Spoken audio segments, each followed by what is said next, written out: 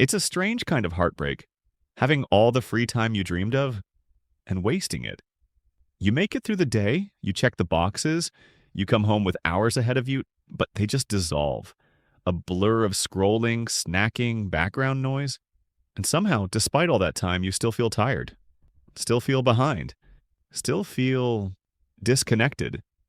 The truth is, your evenings are quietly shaping your future, but right now, they might be erasing it. This video is your reset.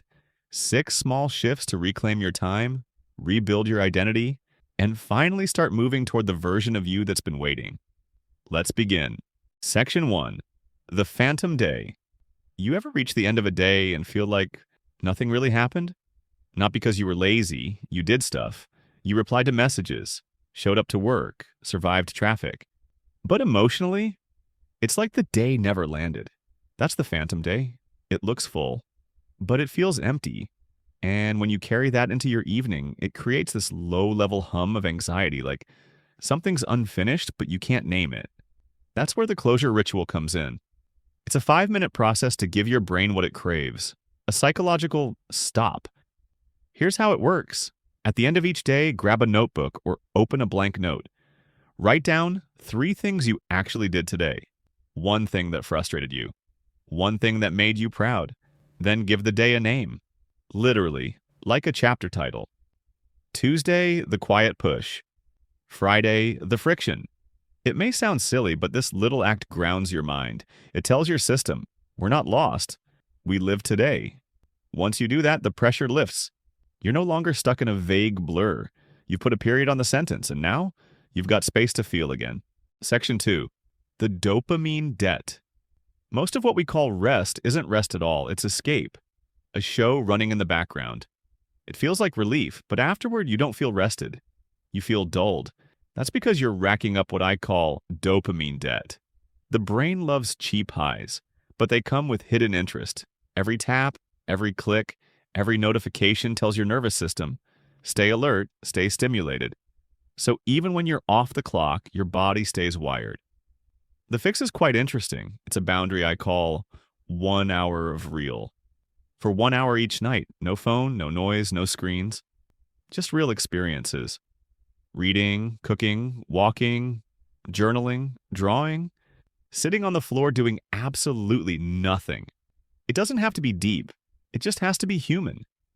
At first it'll feel awkward, even boring. That's good, because boredom is the detox.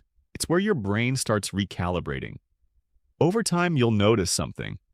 That quiet hour becomes the part of your evening you actually remember, the part where you feel most like yourself, and that kind of presence changes everything. Section 3. The invisible clock. You don't decide to waste your evening. You just sit down on the couch, and the couch decides. That's the power of the trigger field effect. See, your brain builds silent scripts over time. Bed equals scroll. Kitchen equals snack. Couch equals autopilot. It's not your lack of discipline, it's your environment running the show. And until you rewrite those cues, your evenings will keep pulling you backward. Here's how to interrupt that loop.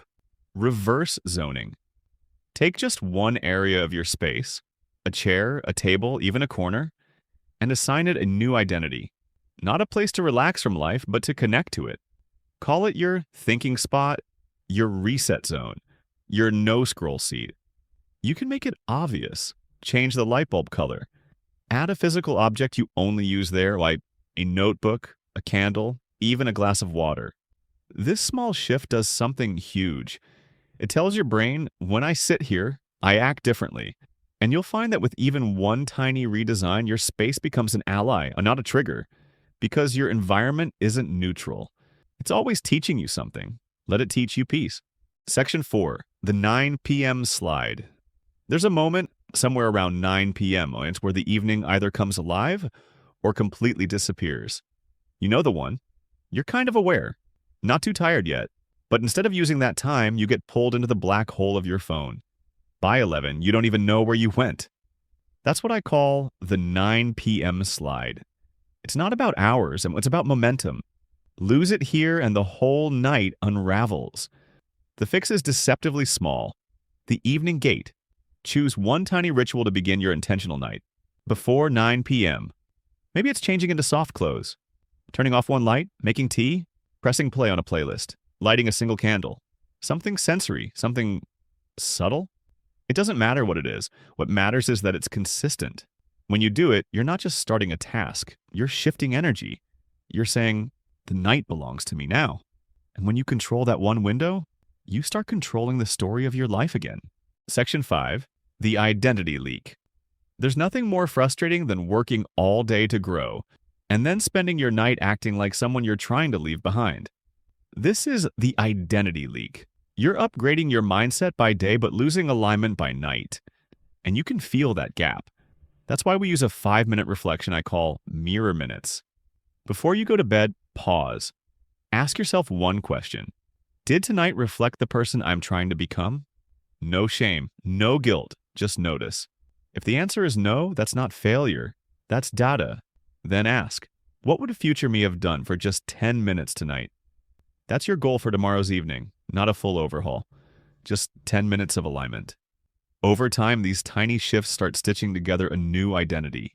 You're no longer dreaming of who you want to be. You're living in micro moments of it, every night. And that gap between your reality and your vision, it starts to close. Quietly, consistently, powerfully. Section 6, the Powerdown Protocol. Here's a secret no one talks about. You can sleep for 8 hours and still wake up exhausted. Because sleep isn't always rest, not if your mind is still racing. Replaying convos, planning, worrying. This is where we need the Powerdown Protocol. Not a bedtime routine, but a shutdown system. It starts with a thought dump. Open your notes or grab a pen. Write everything your mind is holding. No structure, no order, just get it out.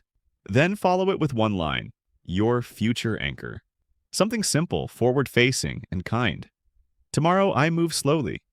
Tomorrow I show up anyway. What you're doing is this. You're offloading the weight, telling your nervous system we're not carrying this into tomorrow. And once your brain feels heard, it doesn't need to stay on. You've tucked it in.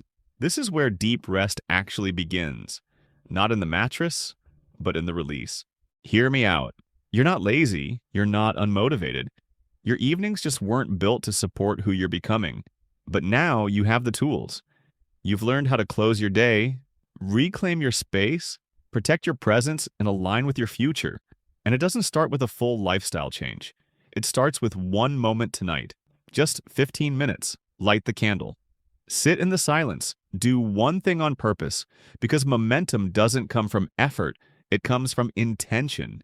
And in the next video, we'll go deeper into systems that carry you even on your worst days. But for now, rest like it matters, because it does.